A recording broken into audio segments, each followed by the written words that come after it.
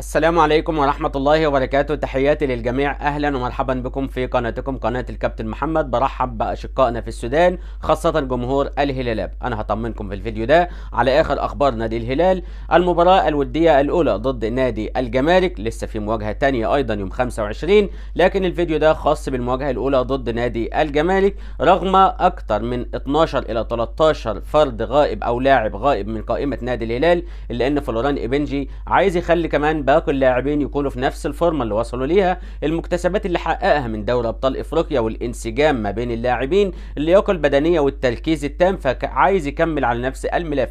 احنا عارفين ان في 9 لاعبين انضموا للمنتخب المحلي وهيخوضوا مواجهتين ضد منتخب اثيوبيا يوم 22 ويوم 25، وفي لاعيبه انضمت لمنتخب موريتانيا زي خادم دياو وزي غاسوما فوفانا، وبالتالي باقي القائمه قال لك لازم تلعب ماتشات وديه عشان يكونوا على نفس الدرجه من المنافسه والتاهب مع زملائهم الذين انضموا للمنتخبات. وبالتالي قرر انه هيخوض مواجهتين. السبت ان شاء الله تعالى 22 هيكون مباراه تجمع نادي الهلال بنادي الجمارك الموريتاني. نادي الجمارك واختيار موفق جدا، فريق قوي جدا. في مباراه الدوري تعادل مع الهلال 1-1، كمان تعادل مع المريخ مؤخرا 2-2، وبالتالي هي مواجهه قويه، استعداد بدني وفني قوي جدا ومكثف لنادي الهلال قبل الانطلاق نحو مباراة مولودية الجزائر في دوري ابطال افريقيا اللي هتكون مطلع الشهر الجديد واوائل السنة الجديدة باذن الله تعالى على ملعب شيخ بيضة. فبالتالي هذه المواجهة